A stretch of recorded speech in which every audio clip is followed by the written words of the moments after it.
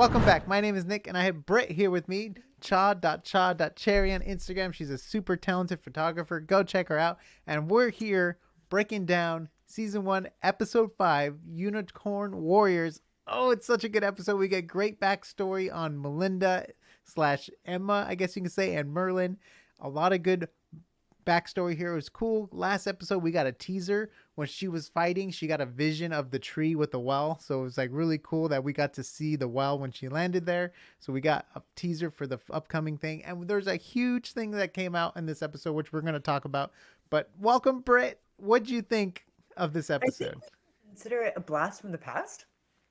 Maybe. Yeah, I guess you can technically say that. Yeah, Because you did kind of blast into the past. yeah. And it kind of threw me off for a minute, even though like you had an idea that was going to be Melinda. It was very obvious. But it was still like, where are you guys going with this? Once you hear Merlin, you're just like, okay, now really where are you guys going with this? Yeah. But it was exciting. I definitely enjoyed the episode. They did a great job too, showing the magic color of who they were fighting all the time. So like the evil is always like that bluish teal color, and Melinda's is always black and purple. So it's like, these extreme colors.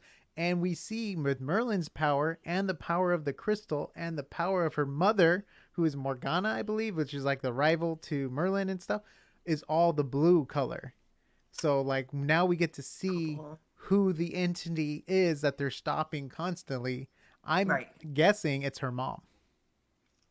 I mean, this can go back even farther. Who knows? Like, it could be like something before the mother at this point, because if she was trying to protect her daughter and had a reason to, you can go into so many other dimensions. But so what they call the evil, I think, which is the blue, I think is her mom.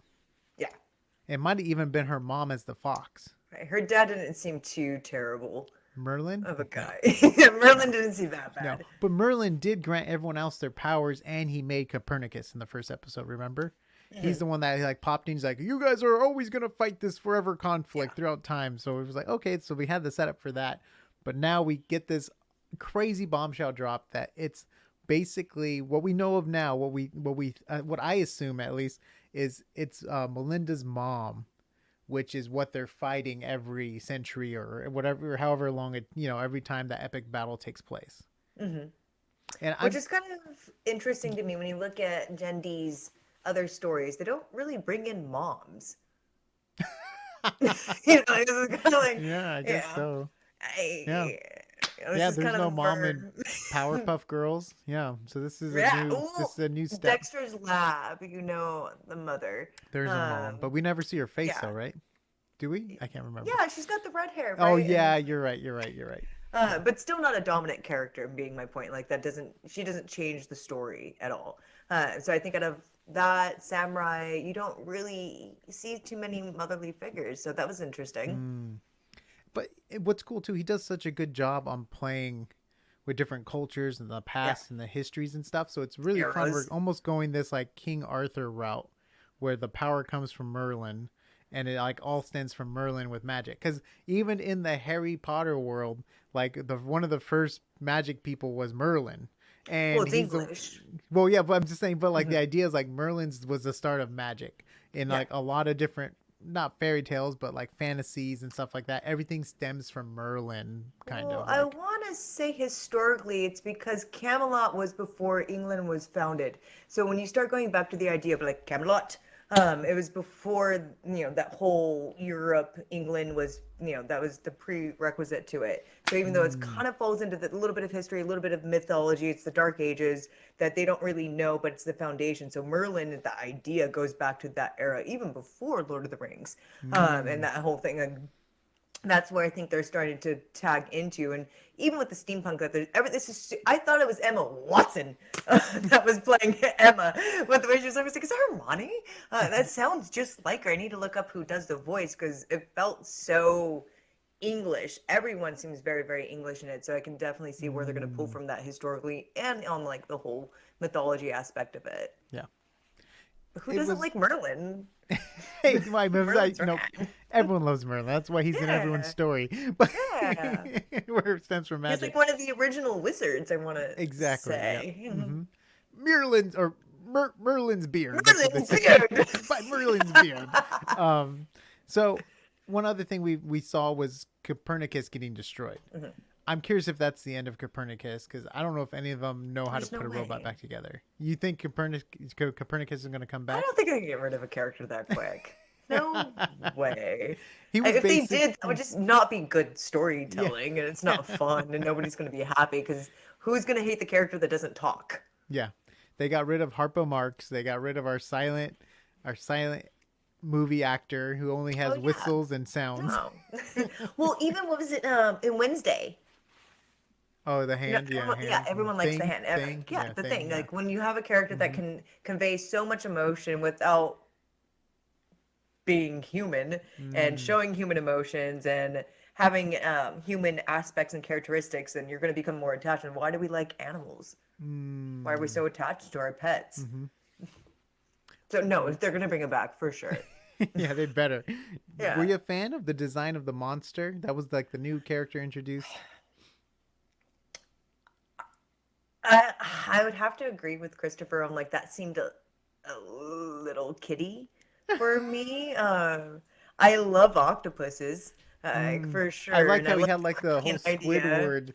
He had the Squidward mouth, with the little Rick and Morty. But I don't know. It didn't seem that terrifying. It didn't really seem like a problem they couldn't handle. It felt like the kind of Naruto in his first stage, of training, kind of a monster. Yeah, it was. There was some good comedy beats they did with the monster, though. Like, I enjoyed where he's like, I am going into his mind. They're like, that's only one of his eyes. It's like yeah. Yeah, Alfie's such a fun character. I like Alfie. Definitely a kid. Like, he's definitely a child with this incredible powers. And I just like his color scheme. Whenever he's around, it's red.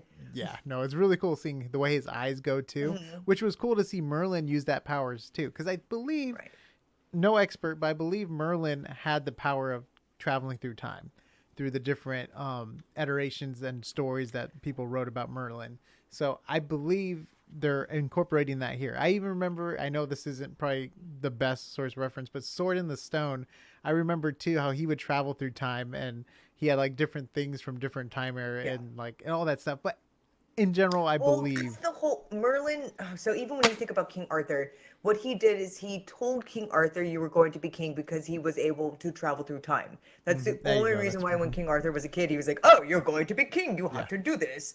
Camelot. And that was a big aspect. Even I think in the Sword in the Stone, I don't remember the cartoon as much as I remember Camelot and like Once a Future King. No, exactly, yeah. But it's the same idea on him being able to jump around that. But let's go back to the color schemes, because I thought that they killed it on color concept. But like, you could still see his style, especially in contrast to Primal, with all the blues and the greens. And when he uses the red, it's normally for a villain thing, right? Within Primal, even when you look at Samurai Jack with Aku, this time the reds don't necessarily mean that you're a bad guy. No, but it could mean that trouble's coming. So Winston was on the Red Sea with the red sky. And remember how there was like that boat and the guy's like, don't come on the ship or whatever. He's like, I'm going to explain to that guy how do you do manners or whatever. And he goes back and now Winston. He's a werewolf. He's a werewolf now. So the werewolf before it was like, don't come on the ship. Then he left. Yeah. And then he came back and he climbed up a ship. And then the werewolf broke out and he bit him. And then the last scene we see with him is he's kind of turning into a werewolf with the moon behind him on the raft. Yes, so he's the werewolf. He's going to be a werewolf, which is going to probably be a threat to Emma. And maybe now Emma won't feel as strong as connection to him. And maybe she's going to let the other character take over. I just know the whole plot's going to go about these two joining together to make their powerfuls even stronger. Poor Emma. Like, just like... There's always somebody that just gets effed in Genndy's stories. Always and at least they're like, at least this time it's, no, it's just terrible. Poor girl. Like, I was trying to give her some hope, but this is so sad. I was going to try to, do with like Spear and Fang. Like, no, this is just is going to be as tragic. Yes, we want tragic. And we want it. I was talking to Kyle about it, and Kyle's like, we have to have tragic because it's going to develop her story. I'm like, Okay, let's do it. Let's go. Let's go tragic. I mean, Yes, let's just see people endure pain and suffering.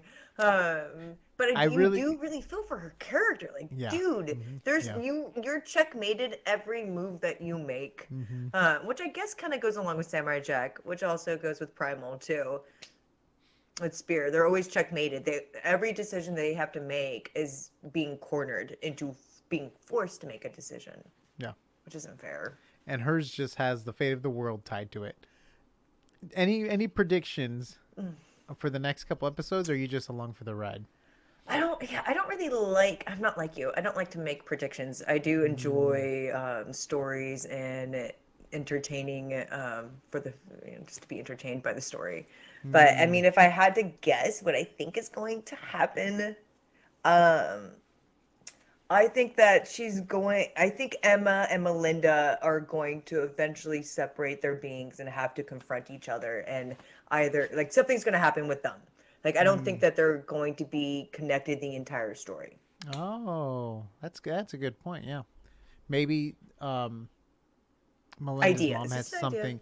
Maybe Melinda's mom has something to do with that too, going Oh, yeah, forward. Melinda's mom. Morgan.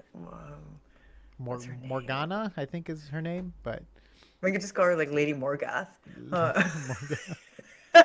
and on that note, just a reminder, every comment is entered to win a shirt from thebestnerdyshirts.com. Go check it out, the Best Nerdy Shirts. This is The Shire is Burning, so Mordor it is. It's our classic Lord of the Rings. We're huge Lord of the Rings fans here. Oh my gosh, Britt, we did a funny short. We on our live. You gotta say it. It's so good. We it's every scene Legolas talks to Frodo. It's so good. It's so much fun in the whole trilogy. But go check it out. It's super awesome. Subscribe for all the updates. We'll see you on the next AsArt. They're taking the hobbits. Eyes and God. The hobbits. The Eyes and God.